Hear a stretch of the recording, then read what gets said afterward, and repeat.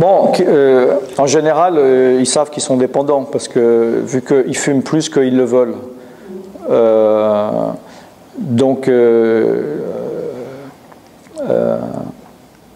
si la personne dit « je sais que je suis dépendant, ça me détruit, mais j'aime bien ça, puis je continue », pourquoi vous voulez absolument l'en empêcher, quoi?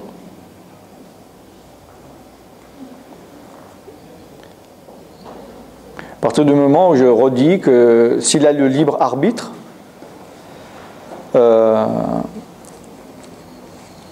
il a le droit de se détruire s'il veut se détruire, non?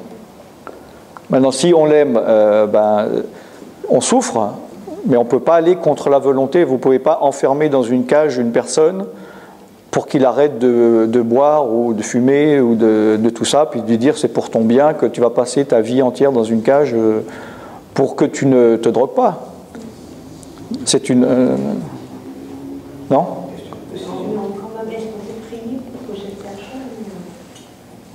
Oui, c'est la même question en fait que tout à l'heure où on parlait d'une personne qui est sous des liens occultes.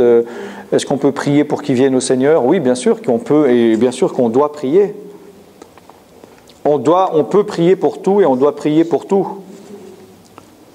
Mais ce que je dis, c'est qu'il y a des prières, il faut prier avec sagesse et être guidé dans l'Esprit de Dieu pour ne pas perdre du temps et de l'énergie pour prier quelque chose qui ne se produira pas, parce que ce n'est pas dans la volonté de Dieu. C'est ça. Si maintenant je dis, voilà, je prie, je veux être président de la République, je peux passer 10 heures par jour pendant 20 ans de ma vie, si ce n'est pas la volonté de Dieu, je suis en train de perdre mon temps à prier. Pourtant, je dirais, mais non, c'est dans la Bible, prier sans cesse, donc je suis en train de prier. Donc, il faut savoir pourquoi on prie. Il faut prier avec justesse pour que la prière soit efficace. Hein, c'est comme Paul qui dit, je ne donne pas des coups en l'air comme ça avec mon épée, ne sachant pas où je... Parce que là, je me fatigue. Si je ne sais pas où est l'ennemi, puis j'arrête pas de faire ça pour essayer de me défendre, je perds de l'énergie, je me fatigue, et puis en fait, je n'ai même pas touché une fois l'ennemi. Tandis que si je le cible, un coup d'épée, et puis il est mort. Donc la prière, c'est pareil. Il faut prier avec sagesse, avec discernement, et avec connaissance, je pense. C'est quand même une arme redoutable, la prière. Ah oui, bien sûr. Oui. Et la conviction de la foi, c'est plus difficile. Eh oui, c'est ça. Ouais. C'est ça. Être convaincu que Dieu, ouais. Jésus existe, que Jésus est mort pour nous. Ouais. Et c'est vrai, absolument vrai. Mais on le dit en parole, est-ce que vraiment on s'en convainc, à fond convaincu? C'est ce qu'on demande toujours à Dieu, augmente ma foi. Oui, exactement. Et tout est là, de ne pas douter. Oui. Faut pas douter, mais il faut que ça soit dans la volonté de Dieu. Voilà, oui, douter. Hein? Il faut que ça soit dans la volonté de Dieu. Si ce n'est pas dans la volonté de Dieu, je peux avoir la foi. Mais si ce n'est pas dans la volonté de Dieu, ça ne se produira pas. Ah non, évidemment. On parle de la foi de Dieu. Voilà. La foi en Dieu, en Dieu. Moi, j'ai lu le témoignage d'un couple de missionnaires. Leur fils est devenu délinquant, il a fait de la drogue, il était devenu dealer, et ils ont continué à persévérer à prier pour lui, je crois, 13 ans.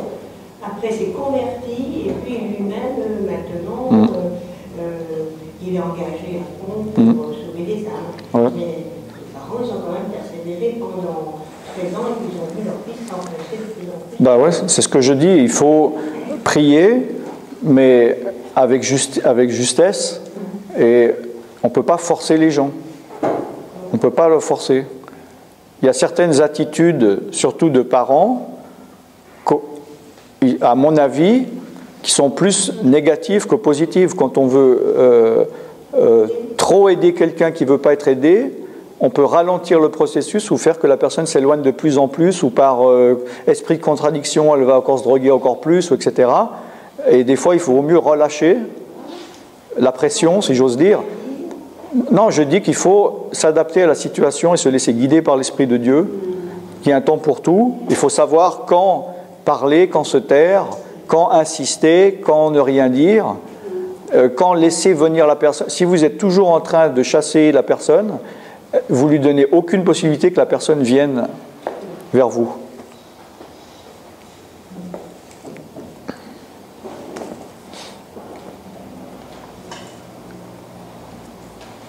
Il y a d'autres questions?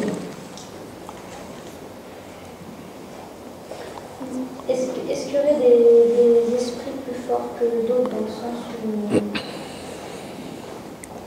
par exemple, pour les drogues, on dit fumer un joint c'est moins grave que de se piquer, donc on pourrait penser que celui qui se pique il va être plus attaqué que celui qui fume un joint, ou alors que celui qui regarde un film porno, ou celui qui va chez le voyant. Ou alors il n'y a pas vraiment de degré, c'est... Non, il y a différents types de liens et différents types d'esprits, vu que dans l'exemple que j'ai donné dans Matthieu 12, il est dit qu'il va chercher des esprits plus méchants que lui.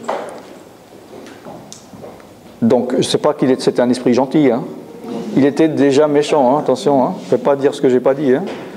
Mais il y en a qui sont encore plus méchants qu'eux, puis peut-être il y en a encore des plus méchants. Bon, alors on pourrait remplacer peut-être méchant par puissant, mais il y a différents types d'esprits, il y a différents types. D'ailleurs, Paul, il parle hein, d'autorité, de domination, oui.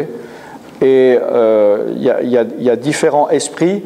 C'est sûr que si tu étais voir une fois dans ta vie, 3 minutes, un voyant, tu as moins d'esprit de voyance qu'un voyant pendant 30 ans, il a fait 15 heures par jour de la voyance. Ça, c'est certain. Les liens sont différents. Ouais, du coup, en fait, c'est les liens qui deviennent plus forts, pas l'esprit qui est forcément plus puissant. Oui, mais ça dépend le droit que tu donnes à l'esprit, parce que c'est pas parce qu'une drogue est plus dure. Quand on dit une drogue dure, c'est physiquement. Mais il se peut qu'au niveau spirituel, par exemple, le cannabis soit plus puissant que l'héroïne, parce que ça ouvre encore plus l'esprit ou l'imagination. Donc on ne peut pas classer spirituellement de la même manière dont on classe médicalement. Puisqu'en général, un héroïnomane, il s'endort, quoi. Non? Alors que le cannabis a tendance, au contraire, à augmenter la pensée, l'imagination, non?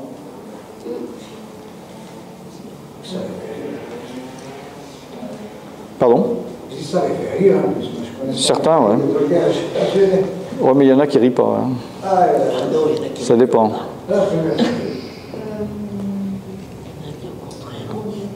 Est-ce qu'il y a des esprits partout? Oui. Partout.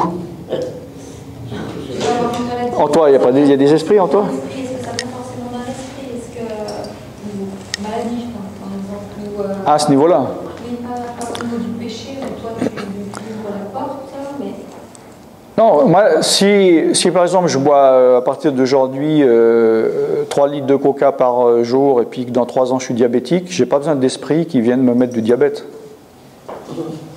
Oui. Donc, C'est le coca. voilà, donc non, je donne un exemple où il n'y a même pas besoin d'esprit, quoi. L'esprit il vient près de moi, il me dit ah il boit déjà du coca, il a pas besoin de moi celui-là. Donc faut pas voir partout. Voilà. tu disais tout à l'heure qu'il y a des esprits qui donnent des dons artistiques. Ouais, j'aime pas trop le mot don. J'ai dit le mot don, mais je préfère habilité parce que c'est pas un cadeau. Un don, c'est cadeau. Ça viendrait d'un esprit. Ah oui, bien sûr. Mauvais? Ah oui. Ah oui. Parce que Dieu ne donne pas des dons aux hommes. Enfin, je veux dire. Ah bien sûr, il donne, oui. Alors, quelle différence il y a entre ces dons-là et puis ceux de Dieu et... Alors au niveau du don, ça veut rien dire dans le sens que quelqu'un peut avoir un don artistique donné par un démon, puis ça va être un meilleur artiste qu'un gars qui a reçu un don de Dieu. C'est pas que le don est meilleur, ça dépend de la personne, de la manière dont il applique, pardon. Comment le savoir? Comment savoir si ça Eh ben, si tu vois deux pianistes, puis il y en a un qui joue faux, puis l'autre juste, ben, tu dis que celui qui joue juste, il joue mieux que l'autre. Ou tu vois un dessin, un gars il dessine mal ou un dessine bien, tu vois le résultat.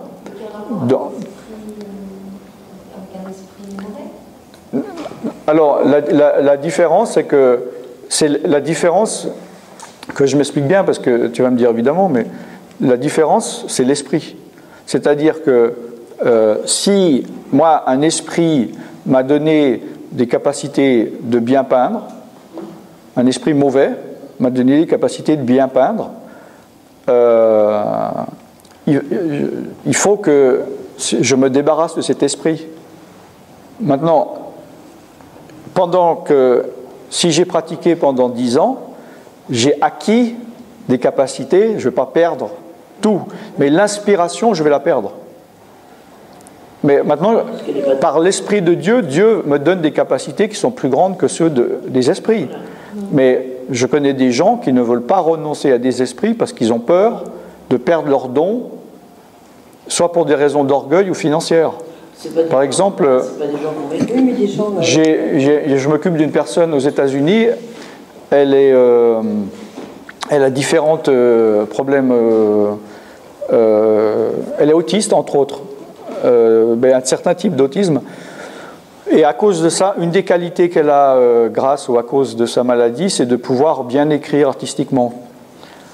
Et elle m'a demandé, donc elle en avait marre de tous les côtés négatifs de l'autisme, elle m'a demandé de prier pour elle, de chasser les démons, de chasser cette maladie et tout ça.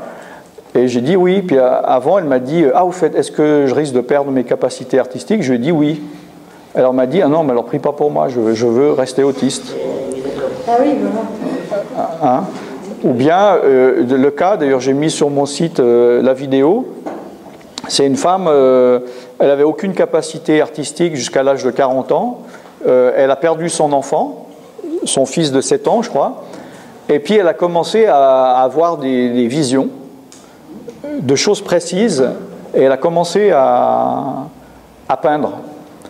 Et elle est connue, elle fait des toiles à 40 000 €. Elle est même dans des expositions internationales parce qu'elle a la particularité, son cas est assez unique d'une personne qui n'a jamais fait aucune école artistique.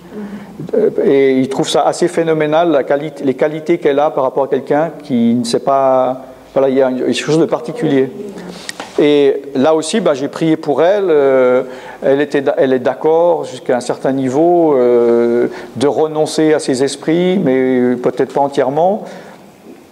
Donc je donne tous ces exemples pour dire que des capacités, et non pas des dons, parce que des dons c'est un cadeau, et les dons du diable c'est toujours des cadeaux empoisonnés, puis il y a toujours un mauvais côté.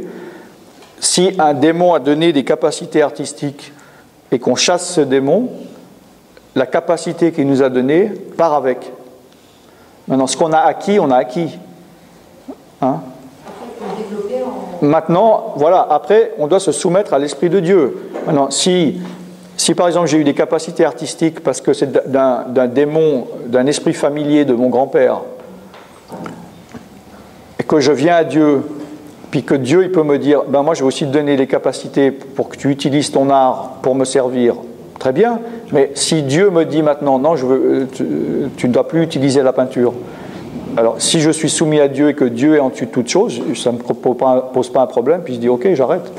Mais si par contre je m'accroche, je dis non, moi je veux utiliser, ça veut dire que j'aime mon art plus que Dieu. Voilà. Donc voilà un peu en gros de l'insoumission. Ah non, ça n'a rien à voir avec le salut. Ça n'a rien à voir avec le salut. Moi, j'ai un peu de mal à comprendre cette chose. Ouais, quoi par exemple? Je sais pas, je veux dire... Attends. Je veux dire, vous êtes un enfant de Dieu, et je veux dire, si on vous dit des choses, ne prie surtout pas pour moi. Vous dites que vous ne priez pas pour elle, parce qu'elle ne veut pas accepter Jésus, d'accord? Mais si... Comment je vais vous expliquer? Alors, du mal à vous expliquer. Ouais, on va essayer de comprendre. Comment j'explique? Moi, je vais vous expliquer ça. que cette personne, elle veut garder cet esprit qu'elle a en elle, Ouais, et qui est un esprit mauvais, ouais, parce qu'elle en a besoin pour vivre, ouais. mais ces gens-là, ils ne seront pas sauvés. S'ils ont un mauvais esprit en eux. Ouais, mais s'ils ne veulent pas être sauvés. Ouais, mais Par exemple, regarde, dans les Actes, il est parlé d'une femme qui avait un esprit de python qui faisait de la divination. Et Paul a chassé ce démon, et donc il a eu de gros problèmes avec son proxénète spirituel, parce qu'elle ne servait plus à rien, il perdait de l'argent parce qu'elle ne pouvait plus deviner rien du tout. Vous connaissez ça, ce passage, d'accord? Donc, bon, là, il l'a fait parce qu'il était énervé, mais il ne faut pas oublier que pendant plusieurs jours, il n'a rien fait. Donc, même lui, Paul, était prêt il ne va pas prier pour elle. Il l'a fait parce qu'il avait ras-le-bol. Parce qu'au bout d'un moment, la foule regardait plus elle que lui. Et il a dû s'énerver, puis il a dit, bon, maintenant, ça suffit, au nom de Jésus, sors. Mais il faut faire une différence entre être délivré d'un démon et le salut. oui, non. Hein? Des fois, il faut voir que le salut peut ou doit venir avant la délivrance. On ne va pas présenter l'évangile en disant à quelqu'un, Jésus est mort pour toi, tu peux être sauvé. Ah mais au fait, tes dons artistiques, tu ne les auras plus, parce que peut-être qu'il ah ben non, je ne veux pas être sauvé. Par contre, s'il est sauvé, puis que l'Esprit petit à petit le convainc, c'est pour ça qu'il vaut mieux laisser l'Esprit de Dieu convaincre les gens que essayer de les convaincre soi-même. Parce que toi, la seule manière que tu vas pouvoir convaincre quelqu'un, c'est d'une manière intellectuelle. Tandis que l'Esprit de Dieu convainc dans l'Esprit des hommes. Donc il faut avoir le discernement de comprendre que c'est bien d'essayer de faire comprendre intellectuellement aux gens. Si tu veux parler 20 ans à quelqu'un de la croix, tu es sûr que tu as compris, oui, il peut t'écrire sur un papier pourquoi Jésus est mort et qu'il connaît tout ça, c'est pas pour autant qu'il est convaincu de péché. Et il y a des gens qui vont dire, mais je comprends pas pourquoi il n'est toujours pas converti, il a tout compris. Parce que c'est comme si on gave une personne, quoi. Comme gaver, c'est mettre la nourriture au bas d'une oie, là, ça ne sert à rien du tout. Hein.